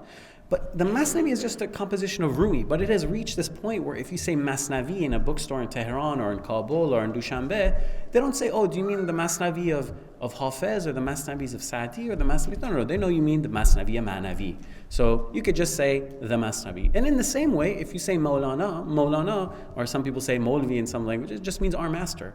But when you say Maulana, we know we're not talking about the Maulana of a certain masjid or a certain religious community. We mean the Maulana. So again, I would challenge someone to bring forth another example where human-made composition of a non-prophetic character reaches this high rank, where you just say the master, and his book, we all know it's Rumi's Masnavi. And the Masnavi also, it seems to be the longest spiritual work in any language, of any tradition. And again, I challenge anyone, I'd like to be wrong, but please bring me and show me. But I've looked and I've asked and I can't find one. Again, just pause to think, 50,000 lines. Now, not to discourage you, it's not too big to get into, so you should definitely come to the halqa and begin to read it, inshallah. Like they say, the journey of 1,000 steps begins with one. The Masnavi is also unique in the fact that it's a human work that inspires an entire let's say institution dedicated to teaching it, right? So we have Dar Tahfidh al-Quran, an institution where you memorize the Quran. Okay, but this is the book of God. We don't even have a Dar Bukhari. We have Dar al-Hadith, but you have Bukhari, Muslim, Tirmidhi, etc. But we do have the Dar al-Masnavi. So you can go to Istanbul and you can see how the Dar Tadris, could you flip? I'm sorry, the next one. هذا دار تدريس المثنوي لحضرة مولانا جلال الدين الرومي قدس الله سره. Someone actually mentioned, why is he called Rumi? Why not call him Maulana or Balkhi? This is because they were in Anatolia, and Rum just means Anatolia in Arabic and Turkish and Persian. So they considered him a local there. But you can find this institution all over the Ottoman realm, where they would gather in this whole place is built to teach only one book, and that's Rumi's Masnavi. And again, other than the Quran, you can't find such a thing. And this place is still open, by the way, so you can go and every week, of course it'll be in Turkish, so maybe you can only benefit from it just in a nostalgic way, but you can see that every week they are reading and teaching the Masnavi. And when we talk about Islam, we talk about the Persianite world, and don't worry, I'm not one of these arrogant Iranians who, when I say Persian, I mean just Iran. What I'm talking about is the greater tradition of the lands where the expression of Islam was primarily through tasawwuf, and the language of transmission of tasawwuf was Persian, or highly Persianized registers of other languages like Turkish or Urdu. So when you look at, Sufi texts in Turkish or Urdu, you see a huge Persian influence, essentially, which is because it's kind of trickling down and influencing these languages. So this is what's generally referred to as the Balkans or Bengal complex, or the Persianite world. And this essentially means that, again, if you go from all the way to Prizren or Bosnia or something like that, way out in the Balkans, and all the way down to Bangladesh, and you say, who is the greatest Muslim mystic? They'll probably tell you something like Rumi. Or who is the best poet? They might say Hafiz or Sadi. Right? So despite what mother tongue they have, they're reading and writing in Persian. And even till this note, something you might never hear from an Iranian, Hafiz and Sadi weren't even pure Persians. Their native language was not Persian, right? Persian is just a language that happens to, from one reason or another, become dominant. So why do we all speak English? Well, certain factors lead to this case. So again, just to point out, this does not mean Persian ethnically necessarily. So I am Persian ethnically, but the people I've learned Rumi from are Turks or Americans or etc. Okay, go ahead. Just a quick question. Who has read Rumi? And I put Rumi in quotes on purpose because they always call him Rumi in English. Who has picked up a Rumi book and read it before? Okay, so about maybe like 1/5 of you. Go ahead. Did the book you read look like these? They're red always for some reason. I don't know why. Maybe it's the color of love. Now, many of you, of course, are familiar with this line that I'm going to give you, so I'll keep it brief. But it's important to note that the gentleman who's translated the vast majority of books that you will see for sale attributed to Rumi is this guy. His name is Coleman Barks. And unfortunately, he's more of a renderer or an interpreter than a translator because he doesn't actually know Farsi or Dari or Tajiki. What he's done is taken older translations, or for some works, worked with an Iranian translator. It's actually interesting. His name was, I think, something Mo'in, but he changed it to Moin or something like that. He anglicized his name and blended in, but he basically acted as a native informant and told him, Rumi's saying something like this, and he would kind of interpret it over, and he would produce these translations that we're aware of today. And the most probably famous quote of all of them is, out beyond ideas of wrongdoing and right doing, there's a field. I'll meet you there when the soul lies down in that grass. The world is too full to talk about. Has anyone seen this quote before? Might see it on LinkedIn or Facebook or something like that. So it's very famous. Brad Pitt has it. It's right by his own pit, right there on the right.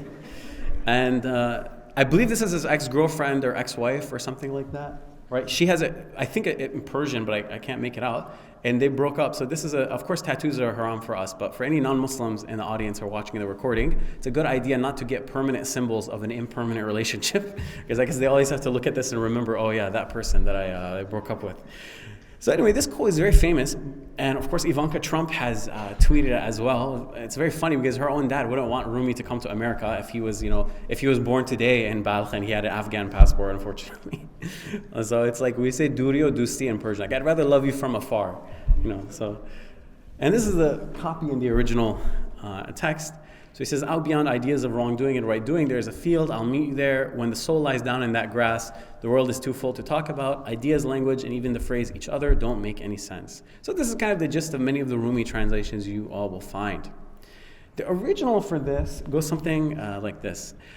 از کفر و ز اسلام برون صحراییست ما را به میان آن فضا سوداییست عارف چو بدان رسید سر را بنهد نه کفر و نه اسلام و نه آنجا جاییست. So it's something like, beyond faith, disbelief, a place is found. We have a yearning for that desert plain. The sage arrives, bows his head on the ground. Faith, disbelief, and place aren't in that domain. So you all can see that the popular translation is quite different than this one. Have you ever played telephone at school? You see how much it changes? This translation is basically a result of telephone. So you have an Iranian with, God knows how well he understands Rumi, reading Rumi, or maybe he's looking at an old translation, Coleman Barks. He did both. And then he interprets and he explains to Coleman Barks in English. Maybe neither of them are that versed. And then Coleman Barks reinterprets it in his mind and he writes something like this. So you can see that there is a connection, right? It's not completely out of left field. It is, in a way, related to the poem. But there is a big difference between the two. And you might wonder, okay, this is kind of nerd nitpicking. The gist is the same, but it really isn't the same. There are big differences, right? We as Muslims, maybe the non-Muslims would understand that there's a big difference between wrongdoing and right doing and Islam and kufr, right? Especially in that society where the punishment was so much worse. So maybe if right now, astaghfirullah, if I utter kufr, maybe I'll get kicked out of the masjid, but I won't get executed. In that society, you could actually be executed for uttering a statement of kufr, like Hallaj was, right? Or supposedly he uttered kufr.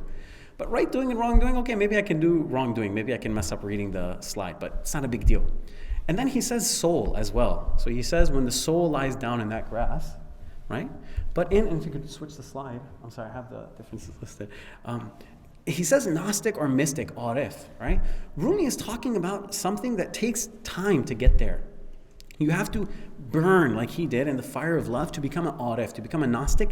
Then you can get the things he's talking about, right? So even I can't fully get this. Maybe inshallah some of my teachers can. But when you read soul, you kind of think, oh yeah, I have a soul. I could do this, right? And then he also says the world is too full to talk about. So this is again where the game of telephone gets a bit bad. In the original, we have Sarro Benahad. He places his head on the ground. And of course, this is prostration, sajda, that we're talking about, right? So it's very Muslim. And in the secularized version, it's not so clear. And then he says, this is just completely made up. I don't know how this got there. But he says ideas, language, and even each other don't make any sense. Whereas here, he's talking about faith and disbelief. So if I can understand it, Rumi in the original poem is saying that even the idea of Islam and Kufr are human constructs. And when you are truly God conscious, you will recognize that everything except God is a construct. Right? And you will recognize that these constructs are designed to help you understand God. But once you fully understand God, you get the logic behind it, right? It's like any system is created, right? Do we need, for example, I don't know, the rules of the road to drive? Right? Not necessarily. But the average person requires the rules, and they don't need to get explained why there are. They're just there. We don't ask why is there a red light here, why there isn't. And the Sharia is like that, right? We just follow it, and we don't necessarily understand the wisdom. But the mystic who gets that high, reaches godliness, he understands all the wisdoms behind it, right? And if he wanted to, he didn't have to follow it necessarily, but he will follow it out of adab for God. Right? He understands why we pray, why we fast. He understands every essence of it. He's already reached all the benefits that prayer and fasting and all this can give us. Right? He's reached God. But of course, he never stopped doing that. So this is an important distinction. Sometimes people say, oh, the Sufis don't believe in Sharia or they don't pray. Of course, they do all these things, and anyone who's engaged with them will know that. Right? And these ideas, they're very difficult to unpack. Maybe I'm treading in waters that I'm not even qualified to tread in at the moment, but I'm just trying to get at the idea of how complex and difficult and also rooted in Islam Rumi's poetry is. And one thing you guys will also see, inshallah, as we continue reading, is that Rumi is universal, yes, but he's not universal in the sense that he's unrooted or that he's just everywhere and nowhere. His universalness comes from his deep particularity. It's kind of this interesting tanawuz, as we should say, this clashing, that he is deeply particular. He's very Muslim, he's very, Dari speaking, he's very, I guess someone told me earlier, very Afghan, but also he is very international, very speaking in every language, very talking to every faith tradition, right? So when you read these secularized kind of hippie translations, if you go left a couple more, I'm sorry. You don't get any of that. And this poem itself, we could spend 5 darses. We could spend 5 hours breaking down an hour for every line. We get 4 hours, right? But then when you read this, you just feel good. And it does the opposite of what Rumi wants. It feeds your ego. You think, oh yeah, wow, great. Look at all this, this deep spiritual meaning. I'm so cool, I posted this. It does the opposite of what Rumi wants for you. If you could continue. So I was aware of this, and I was talking about it on Instagram. If you could flip to the Twitter thing. And one of my friends when I was in Jordan said, hey, you need to put this on Twitter. And I thought, Twitter is where the rappers are beefing and there's memes and politicians are saying stupid things. This was in Trump's era. Why would I talk about Rumi on Twitter? And what I didn't realize is that there was Muslim Twitter and academic Twitter and translation and news people on Twitter. And also I happened to post this thread during Ramadan when the Muslims were hangry. So they were very angry, ready to get a pitchfork and get a mob while they're hungry right before they're gonna break their fast. So alhamdulillah, this went viral, this thread, and eventually it culminated in this website that I published, Rumi Was Muslim. So if you're interested, there's basically a very long-winded version of what I'm presenting to you guys. There's questions and answers about Rumi, about him and Shams, what did they do, what didn't they do, the poems that aren't by Rumi that are just straight up false attributions where there's maybe more than real quotes out there on the internet. Also comparing translations like what I've just done and giving explanations of why this is different, why that's different. And I put up here, he says, Bande Qur'anam agar jan daram. So he says, if I live, I'm the Quran servant evermore. I'm the dirt of Muhammad, the chosen one's door. If someone attributes to me anything more, both the person and what they have said, I abhor. So even in his day, people were misunderstanding him. And even his son writes, actually, in his writings, that people don't get my dad. They keep attributing false things to him, or they don't get what he's about. So inshallah, we can slowly start to reverse this trend. And also, I'm not worried, to point to what John said earlier, I'm not so worried if non-Muslims are reading this incorrect Rumi. Why? Because maybe it's their only window to Islam. I've met people, they've told me, these incorrect translations, alhamdulillah, you're correcting them, but they're the reason I'm Muslim. That's good. But for us, especially for this audience, what we need is this Rumi circle, where you sit and actually understand the Masnavi natively. Why should we understand our great Maulana, right? Especially if some of us, I talk to people who are from Mazar al-Sharif, is right where he's from. Why should we understand it through the lens of a non-Muslim, right? Why should we read, the non-Muslim's Guide to Islam if we're already a practicing Muslim? There's no need for that. So inshallah we can be connected to our own tradition. So a taste of his Masnavi. The Nayname is, of course, very famous. I'll try to read it a bit slower, my apologies. And then we'll read my translation as well. He says, Bishno in ney chun shikayet mi konad, az judai ha hikayet mi konad. So he says, hear from this flute. By that he means himself, right? A flute needs to be emptied before it can make sound from the inside. Keep that in mind. The Sufi needs to be empty of himself. Kaz neistan ta mara bobride and dar nafiram mard o zan nalide and. سینه خواهم شرح از فراق تا بگویم شرح درد اشتیاق هر کسی کو دور ماند از اصل خیش باز جوید روزگار وصل خیش من به هر جمعیتی نالان شدم جفت بدحالان و خوشحالان شدم هر کسی از ظن خود شد یار من از درون من نجست اسرار من سر من از ناله من دور نیست لیک چشم و گوش را نور نیست تن ز جان و جان ز تن مستور نیست لیک کس را دیده جان دستور نیست آتش از این بانگ نای و نیست باد هر که این آتش ندارد نیست باد آتش عشق است که اندر می فتاد جوشش عشق است که اندر نی فتاد is the original and then می فتاد نی حریف هر که از یاری برید پرده هایش پرده های ما درید همچون نی زهری و تریاقی که دید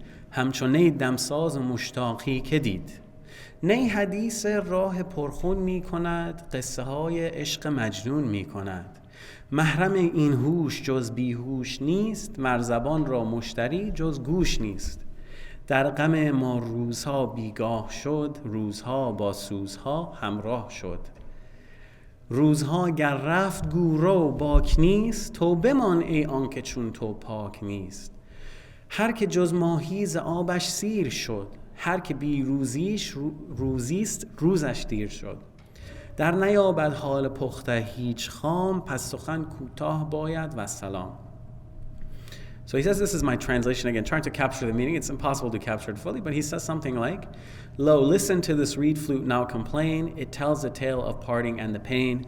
Since from the reed bed I was one day rent, both men and women cried in my lament. So this is Rumi speaking as a reed.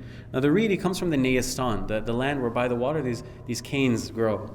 Now you can interpret this in a basic level to say he was cut away from his native homeland, from Khorasan, right, from modern day Afghanistan. But the more deep understanding is that he was cut away from that divine primordial homeland, right? So that's one level, and this is the deeper level. I seek a heart from longing torn apart, so yearning's pain I can share and impart. What he's talking about here is he wants a Rumi for himself. Shams found Rumi. After ages of traveling the lands, when he arrived in Damascus, he says, I found my money changer. Now I can pass on my secrets to someone. That's why he goes to Konya and makes a point to go to Rumi. Right? But Rumi is saying, I am seeking my own Shams, and I want to share what I have to share. But unfortunately, I don't have anyone. Right? Now, sadly for Rumi, he couldn't find his Shams. Luckily for us, his Shams became the Masnavi, so that we can benefit from it. Then he says, those who remain far from their root will yearn for a time when to the self they return. And each group I cried and wept in despair. With happy and sad I became a pair. Whoever thought with me they did confide did not find secrets hidden deep inside. My secret is not so far from my cry, but they don't have that light, the ear and eye. So he's talking about this illumination, this nur. They're not munavvar. The ear and the eye that we really have, they're not illuminated enough to understand the deep secrets. He says the miracles, and paraphrasing, of Sufis, they're not seen with the eyes of the skull. You don't hear the words of Sufis with the ear of the head. And the Sufis don't speak with the tongue that's just a zaban like we eat from other animals, right? There's a level deeper there. For the flesh frame, our soul is not concealed, although no one can see the soul revealed. And then Rumi says, he continues now, so the flute is done talking, he says, it's fire, not air, that this flute does expire. Whoever doesn't have this burn, expire. Now this is, I've tried to, I guess technically I've captured it, but I didn't really approximate it that well. The idea is this beautiful play on words of nistbad and nistbad. So the first meaning of nistbad is the opposite of zindabad, which means may it not be a not, or not, don't exist, or die. The second one, nistbad, is it's not air. So he's saying if you don't have the burn, this fire that the flute is expiring, it's not expiring air, it's expiring fire, then you should be nistbad. Some commentators, and a brother asked me a question about how you can understand the Masnavi. Some commentators have said that nisbat is kind of like an angry statement of you're better off dead if you're not living with the fire of love. Other people have said in a nicer way, this is kind of like a dua for you, saying, may you also reach the state of being a nist, of being emptied of your inside so you can breathe out this fire. The fire of love is what went in the reed, loves the burn that went in the wine indeed. So it's very funny. Rumi, they often think, oh, Muslims, they don't know, they've been taught the colonized version of Rumi. They say, oh, he was drinking, astaghfirullah, he's not a real Muslim. Right in the beginning of the Masnavi, he's telling us it's not real wine, it's a metaphor. And he explicitly states this. The Rumi Was Muslim website has a compilation of quotes where he explicitly explains that wine is a metaphor, that he's not really drinking. The reed consoles all who part from a friend. The reed's notes tore our veils from end to end. Who saw poison and a cure like the reed? Who saw a longing lover like the reed? Why is the reed a poison and a cure? Now, if you read Rumi's biography, you can see the people who thought he was a poison. Because that sheikh, that Pir Kamil or Mukammel, who is complete and completes you, he's a poison for the person of the world. No one who's obsessed with the world likes to hear you're living your life the wrong way, you're going to have a bad ending, you're wasting your time, all your efforts have been wasted, and you will continue to waste your efforts. No one wants to hear that, right? Even us people who are pious, inshallah, we don't like to hear it ultimately. But why is he also a cure, so he's a poison? Again, after he becomes a sheikh, many people write him off. They don't like this. Rumi is astaghfirullah, he's gone crazy. We don't like to talk to him. Why is he also a cure? Because the person who's a longing lover is yearning to find him, right? So Rumi didn't know when Shams came that he was dying for a Shams. But when he found him, he realized that his whole life he was waiting for someone like that. The tales of bloody paths the reed speaks of, it tells the stories of Majnoon's mad love. This sense is for the senseless ones to hear. The mouth can trade with no one but the ear. In our days, to dark nights the days turn. The days became a partner to the burn. If the days pass, say go, we have no fear. But O pure one with no peer, do stay here. His water has all but the fish full fed. The days long for one with no daily bread. How the burned feel raw and naive can't tell. So I'll keep this brief and bid you farewell. Last salam, as he says. All right, so that was an introduction to the Naynama. Inshallah, they'll be breaking it down. Also on the website, Persian Products, I have a whole 2 hours where we break it down. And of course, there's many more hours can be spent. Some commentators have written 50 pages on these 18 lines. Every bait has a few pages of its own. So now we'll go to another, there it is, okay. The tale of the caliphs seeing Layli. So Layli and Majnoon, I'm assuming you guys are all familiar? Okay, for those of you not familiar, it's basically like our version of Romeo and Juliet, but it's much deeper than that. So I hate to say that it's our version of that, but for those of you who can relate to that analogy. Now, Layli, with all due respect to the ladies, was what we could say a normal-looking girl, right? She wasn't necessarily ugly, but not necessarily like, super beautiful or anything, just average-looking person, alhamdulillah. And the caliph hears that Majnoon, and his name actually means crazy, or literally actually struck by a jinn in Arabic. So he's gone crazy. He used to be Qais, the normal guy, and he sees her and goes crazy. He hears, Layli has made this guy go crazy. She's beautiful. Well, I'll marry her as one of my wives. So summon her to the court, and I'll see her and we'll marry her. So the caliph summons her, and then in the Persian he says, گفت لیلی را خلیفه کان توی که از تو مجنون شد پریشان و قوی از دیگر خوبان تو افزون نیستی. And then Layli replies, گفت خاموش چون تو مجنون نیستی. So the caliph said to Layli, you're the one who's left Majnoon bewildered and undone, but you don't seem remarkable to me. And then she says, you need Majnoon's own eyes to see. So the secrets of Rumi, you need Majnoon's eyes to see them, right? You can look at it and say, it's like a storybook. And maybe if you join the class, you'll see in a superficial sense, it is just a book of simple tales. But if you have Majnoon's eyes, you'll see what's really all there. And this goes to show you, again, a lot of times in our culture, for some reason, we have this belief that women aren't allowed to speak in person. They say, Sawt al-marra awra, right? That the woman's voice is part of what should be covered. Of course, the addendum here is in an alluring way. Anyone can make their voice alluring. In our tradition, of course, we have, even going back to Umar radiallahu anhu, the woman stood up with the issue of, this is a very famous case, the issue of mahar. He said, we're going to cap the mahar, and she stood up right there and says, no, the Quran says you can't cap the mahar. And she spoke directly back to the caliph.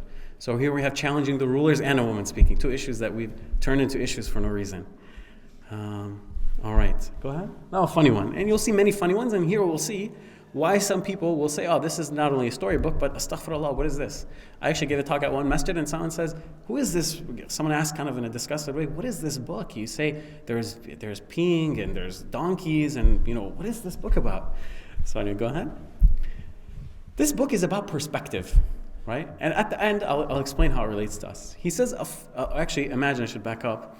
Imagine a pre-modern world where the ground is all kind of muddy, right? and there's animals everywhere, and animals urinate, and then maybe there's a little puddle of urine. And we also have walls in our country made of kahgil. This is adobe in English approximately, where it's like mud and it's like khisht ultimately in our language, but it's like mud and hay. I think hay straw is stuck together. And these hay straws kind of fall. So a hay straw has fallen in a puddle of urine. And a fly flies onto that straw in the puddle of urine. So Rumi says, a fly in donkey's urine perched on straw, just like a boatman gazing at the shore. So the fly thinks, oh, I'm a boatman. This is a boat, and I'm on the sea.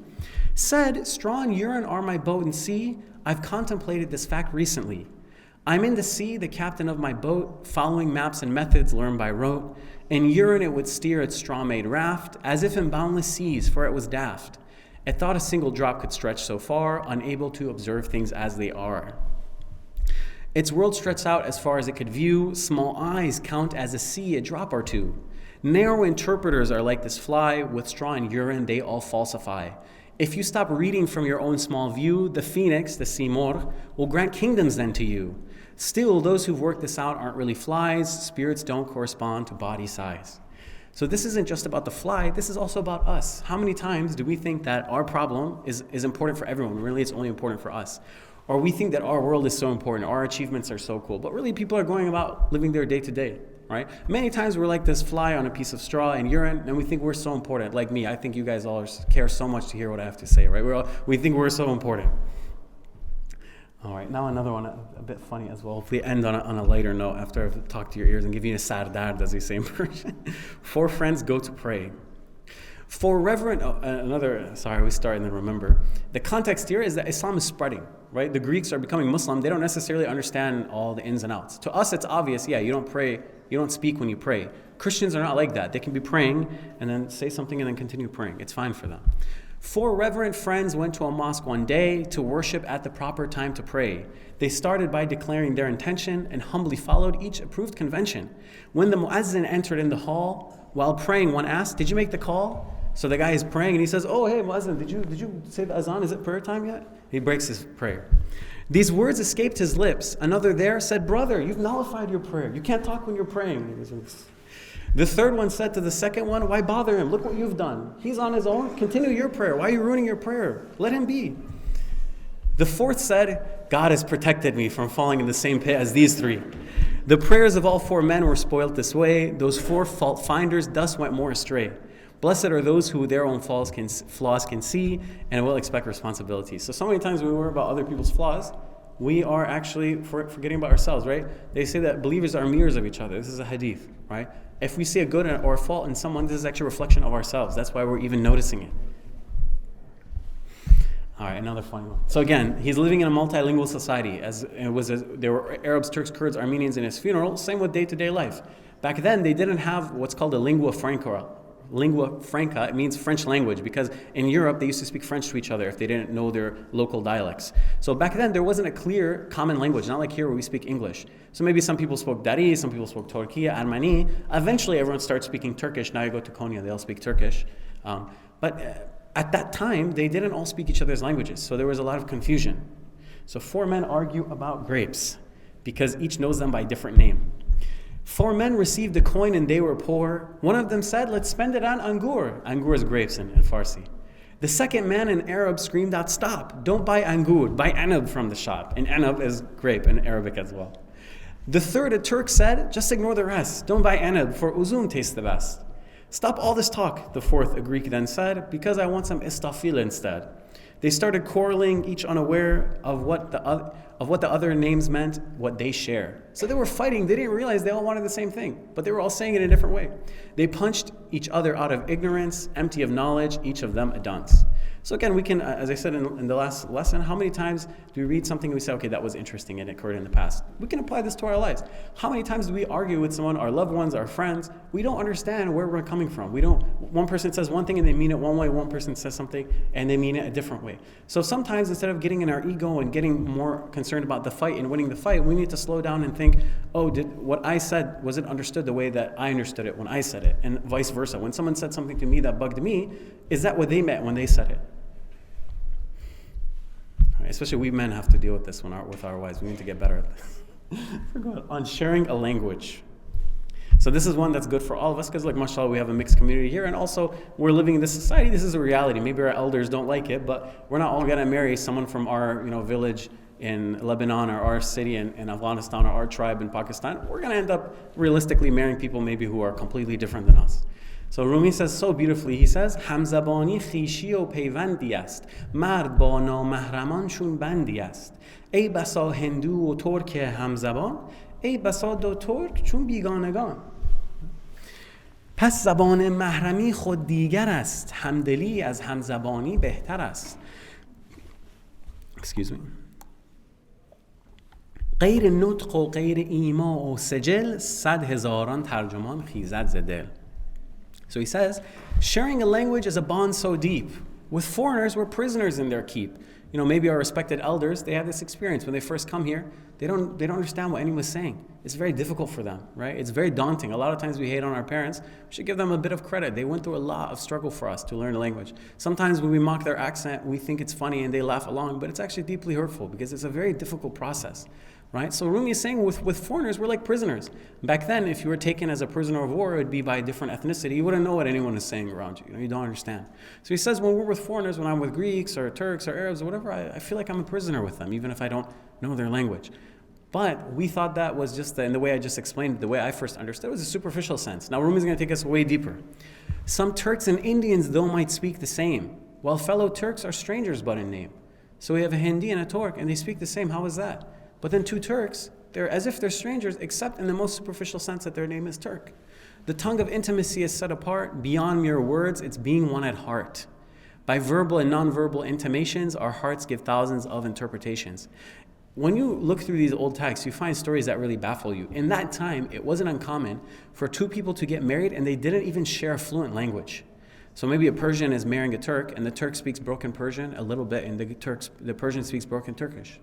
Nowadays, if the person doesn't like the same TV shows, doesn't like to hike, I don't know what, we're not going to work. It's not going to happen. But look, they didn't even barely speak the same language. Rumi, his first wife, she died, and Konya later he got remarried to a Greek woman. She didn't even know Persian. He's writing the deepest spiritual truths, in centuries in a language his wife doesn't even understand, appreciate. Right? If Rumi was alive today, say, yeah, but she doesn't really get me. She doesn't know Farsi. She can't read my work. Okay, so that is the end of the poems. I wish I could keep you guys forever. So if you want more of Rumi, you can again go to Persian Poetics and check out the courses that I have there. And also, this is just generally my information. If you're interested, contacting me. If you liked it, if you hated it, you can write me an angry letter. Are there any questions? Go ahead. The first poem, The Night, I've heard the interpretation where it's the separation where the soul was separated, came down from divine presence Yes. to the body. That's what, the connection to the Quran. Exactly. That's exactly it. Yeah. That's what the classical tafsir has been of it traditionally. Yeah. And we've gone over that in the class that I mentioned on the website. Yeah. That's basically the tafsir of it in so many words. Inshallah, come to the sessions. We will break this down line by line, go way into the over qareeb meaning, the ba'id meaning. I'm plugging it heavy because it's going to be worth it. Come. Question over there? Speaking of language, Rumi would have grown up in a specific dialect of Farsi native to the region. Did he then, in his travels, change his dialect for his poetry to be more well received, or did his dialect impact how others understood? Sure. poetry? So there's two registers of every language. You'll find a formal register and what we would call a dialect. So the formal register is the version we speak, right? So if a black gentleman from my hometown of Detroit meets an Australian or New Zealand person, they're both going to switch from the way they speak to the formal register of English, right? They're going to speak as formally as possible to understand one another. The same way that when I meet an Afghan gentleman, we would speak more what we call Kitabi Persian, book Persian, so that we can understand each other well. Because if I use Tehrani slang that's filled with French and he uses his Mazar Sharif slang, we're not going to be able to understand each other that well. So Rumi, he spoke with what they called at the time Khorasani speaking, right? Which today we'd call Dari. And even Aflaki writes, Rumi, when he was angry, he would use this Dari phrase, this particular phrase. But poetry was always written in this one version. So if you read Rumi, Saadi, Hafez, they all write with the same grammar, same general vocab. Rumi does put Dari in his poetry, though, his kind of colloquialism, because he doesn't have this, poetry is so formal. He doesn't care much. So if you read Rumi's poetry, you find find plenty of phrases that I will have to go to a dictionary, but my Afghan brother here, immediately he knows he heard it in his own home. So he didn't have to change the way he wrote. They were always writing in this way specifically. Let's get one over here, guys. Anyone? Go ahead. I just want to say, mashallah, Thank you so much. the way you have. I just wanted to ask you, obviously translating, it's a very hard endeavor, like trying to do justice to a translation. But I also noticed, mashallah, you're able to rhyme everything in the translation as well. So I just wanted to ask you, what guides like the final rhyming process after you translate everything? All right, I have a video actually on my YouTube channel. If you just look up Shahrazadeh, you can find it, where I explain how it works. But the gist of it is, I take a poem and I write it as literally as possible, just word for word, right? And then I smooth it out to where it makes sense in English. And what I do is I rephrase the sentences to where I can get it to where rhymes, words that could have rhymes, right? So it's basically a thesaurus game, essentially. So you look for, okay, this word, I don't know, wine, pine, etc. You can say, okay, this could work. But ultimately what I do is I read the poem and I think, does this poem sound like how it sounds in Persian? Does it give the same idea? Does it give the same vibe? So it's not about literal accuracy. On every post, someone will comment, oh, but this word actually exactly means this. But in reality, no one actually translates anything that way, right? Translation is full of idioms, and ultimately it needs to speak to the native speaker. A lot of translations of Rumi that are done by Persian native speakers, whether from Afghanistan, Iran, etc., when you give them to Americans, Canadians, white people, they wouldn't understand much of it because it's English for someone like us, right? So I strive to make it, and again, I fail sometimes, but I strive to make it so that anyone can pick it up and get something. Of course, I'm not going to get everything, but that's the goal. Anyone here? Sure. What's on your website and how can people Yeah, sure. So my website, I started teaching these courses, as Brother Waris mentioned, a few years ago, and eventually got to a point where I was giving access via Google Drive and WhatsApps and Venmo payments and all that. And one of my students, he makes websites really. He said, why don't you just build a website and just automate it all? So I said, wow, yeah, this is great. Let's do it. So if you go to PersianPoetics.com, basically recordings of lectures like this, or there's a community section where you can talk to me. All the classes that I've ever taught are there, whether in Farsi, in English, and you can comment. There's tons of books like the tafsirs that I've basically gone to give you guys this information about Rumi. All of that information is there. So whatever I have access to produce this content, you can go access it as well, inshallah. I've read that a lot of Persian poets, such as Hafiz, have the theme of avoiding religious hypocrisy or Yeah. anti-clerical. Yeah. Does Maulana also follow the same theme? So if you can give some examples. Definitely. Not as much as Hafiz. Hafiz is the max. So Hafiz does it in every poem. He's criticizing the people who are outwardly pious. What I would say is Hafiz's criticism, his anti-clericalism, it's interesting you bring that up because I just finished a class on that topic last week today because I'm teaching a class on Hafiz currently. I think Hafiz is speaking from a place of religious trauma, that he's been traumatized by his experience as a religious person when he was young. So he utterly despises, he just purely hates people who have a pretense of being religious. And I think many people misunderstand Hafiz's class. Inshallah, if you join the class on PersianPoetics.com, I've explained it in depth. But Rumi is not speaking about that in a way of kind of anger as someone who is traumatized, but in a way of kind of feeling bad that people are missing the point. For example, he talks about people who argue about Shafi and Abu Hanifa. Right now, you might think, oh yeah, there's Shia and there's Sunni, but back then it was intra-Sunni beef. Whether you're Athari or Hanbali or Shafi or Hanafi, to the point where they'd build a madrasa and they would say no Shafi can step foot in this madrasa. Or they would break into brawls. The fathers of the different madhahib, like the Hanbalis and the Shafis in Baghdad, they went to fights that ended in death. Now we laugh at this. We go to pray. No one says, oh, this is the Hanbali time, this is the Hanafi time, this is the time of these guys. I won't pray behind the Hanafi, etc., etc. So Rumi says, he laughs at them in his poetry. He says, the ishq in God is not found in arguing about Abu Hanifa and Shafi'i, right? That's a different thing, and this is a completely different thing. What I'm talking about is not found in any book. So to answer your question, ultimately, yes, Rumi does have a bit of that, but nowhere near the stingingness of Hafiz. Hafiz is just like a different level. Any Question here. Thank you for the talk. Thank It was you. really great. Thank Just have a question if you would be able to recommend any commentaries on Masnavi either in Urdu or English. I have them in Persian on PersianPoetics.com, the PDFs of the books I found in Iran. They're painstakingly found. I don't know of any in Urdu, unfortunately, but there are good. You have one? Maulana Sheikh Tanwi, he's written a full commentary. I think it's like many volumes. I don't want to say the wrong number, but Maulana Sheikh Tanwi has Urdu commentary and translation. I don't know where you can find it. I'm sure there's a PDF Must be, online, yeah. But feel free to reach out if we can give more assistance. Okay, so anyone want to say? Yeah, you say. The list of poems that you read in the first presentation, can we get that list? Yeah, I'm aware that, so if you bought the tickets online, you have emails. I could just get the emails from everyone, just send off the information to that effect. Inshallah, we'll send it in the follow-up. There's a question all the way in the corner here. Sure. To go back when you were talking about Layli and Majnun, is that similar or like another story of like Bijan and Marijan from Ferdowsi? I would say that all of these romance stories share similar elements, but it's up to the poet, what they bring to the table, right? So Layli and Majnun is a very old Arab story. Probably the most famous version is Nizami's, but ultimately the poet impresses more of their personality. The story is kind of like a mold, and the poet, it's there for the poet to play with. It's like Legos. It's up to you what you build out of it, I would say. Go ahead. You mentioned Saadi and Hafiz's first language was not Persian. Yeah.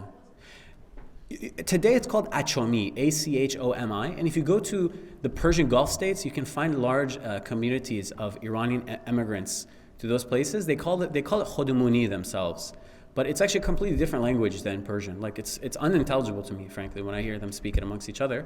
And this is this fiction we have that like some poets are ethnically Persian, and other poets are not ethnically Persian. Very few people spoke Persian as a native language then. Persian becomes like English, a language killer. So Achomi is in danger now because all the Achomi speakers are slowly speaking Persian. But Saadi in his home, when he was speaking to his mom or whatever, he'd probably be speaking a lot. I think it's called Laristani or Lari. It comes by many names. But yeah, they were not. He could probably speak Persian if you want to speak to someone from Bukhara or something. But no, he was not speaking the way I speak at his home.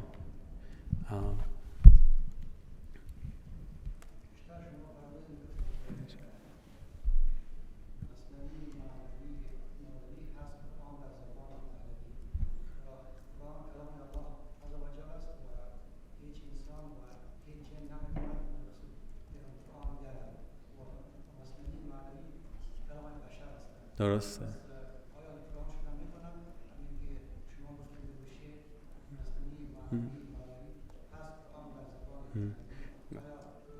نمیگویم که آن عالی جناب. یه بیت دیگر این شعر جوابش هست نمیگویم که آن عالی جناب هست پیغمبر ولی دارد کتاب. So the brother asked a question of one of the poems Waris quoted from Jami. He says Rumi's Persian Masnavi Rumi's Masnavi Manavi is like the Quran in Persian. Has Quran در زبان پهلوی, in the Pahlavi language. Jami, Abdurrahman Jami from Herat has written this. And he says, نمیگویم که آن عالی جناب هست پیغمبر ولی دارد کتاب. I won't say that grand man is a prophet, but he brought a book with himself. So don't take this literally. این کلام رو به صورت سطحی نباید تفهیم کنیم که بگیم حالا داره میگه که مثلا کلام مثنوی قرآن است و این کفر است این حرفا. از لحاظ سطحی بله این این کفر حساب میشه. ولی معانی عمیق‌تر منظور. خودم فرموده بودم تشکر از سوال شما. بر شما بگویم که در انگلیسی گفتم که یعنی نمیگن که قرآن است یعنی به صورت یعنی که واقعا قرآن است یا کلام الله است، بلکه همی اسنس یا ذات اگر بگویم ذات مثنوی که است شبیه قرآن است. چیزی که در قرآن آمده است به مثنوی به کلام الله نه اما به کلام البشر آمده بر ما فرموده است که ما از او بیاموزیم یاد بگیریم. گفته بودم که یعنی ما اکثریت ما زبان عربی را بلد نیستیم تا حدی که قرآن شریف بخوانیم اصلا بلد نیستیم بسیاری ما، اما اگر فارسی را خوانده بتانیم میتونیم که از این طریق یک چیز بیاموزیم که از قرآن اصلش آمده اما به زبان فرموده بر ما که ما بدانیم بفهمیم. یک کتابی هست قرآن در مثنوی. در این باب خیلی کتاب وجود داره که نشون میده جاهایی که عیناً قرآن اشاره شده، یعنی خود قرآن رو آورده تو متن به طوری که ثنایی هم آورده بود، عطار هم آورده بود، یا اشاره هست. یعنی تو همه تفاسیر خیلی زیاده، یعنی هر چند صفحه اشاره به این آیه یا این آیه رو به جای آورده. فقط که به حساب به صورت تکمیل بگویم که سوال شما این بود که آیا بشر میتونه که قرآن بنویسد؟ نه خیر، به هیچ وجه. بله. این کوشن دستن نازم جان میخواستم علاوه بکنم به چیزی که شما گفتین که یعنی مولانا تشریح کرده. درسته. زبان سلیس و ساده و عام ما مردم کنیم زبان عربی رو تشریح کرده. دقیقاً. And then I have a question. Sure. About the 14 rules of love by Ibn Shafar. What are your thoughts about it? I would say it's almost like Coleman Barks. For a non-Muslim, if they're never going to understand Islam or Rumi, I would say, fine, read that book. But for us who have the pure water, we wouldn't, no offense, we wouldn't drink the tap water. If you're in front of a chashma, we would just drink from the chashma. We wouldn't drink from this. So we have the chashma in front of us, which is the books that the Sufis have written about Rumi, that what he has written about himself in Shams, not the novel by a secular modern person who doesn't know Persian, who's never studied with the sheikhs. And ultimately, 40 Rules of Love, to the extent that it can guide someone to a real Rumi, is valuable, but it is a work of fiction, right? The quotes there are just her understanding. They're not actually quoting from Rumi originally. And what I would say generally is, if you find a book that claims to be about Rumi, but it doesn't tell you chapter and verse exactly where the words are coming from, I wouldn't trust it. Because any straightforward, academically honest translation will tell you, this comes from this ghazal, according to Furuzan Far's edition. This comes from this section of the Masnavi, this story, this section right here. If you're not seeing that, I wouldn't trust what's being presented. Anyone on this side? Okay, I guess anyone on that side? All right. Thank you so much. I'm sorry again, as we say in Persian, sorry if I give you a headache, Sardar. I hope that it was beneficial. If there was any good, it comes from Allah. If there was any error, it comes from me. And thank you and Assalamu alaikum to everyone. If I may just Thank you very much. Thank you for your attendance, folks, and thank you to our special guest, Muhammad Ali.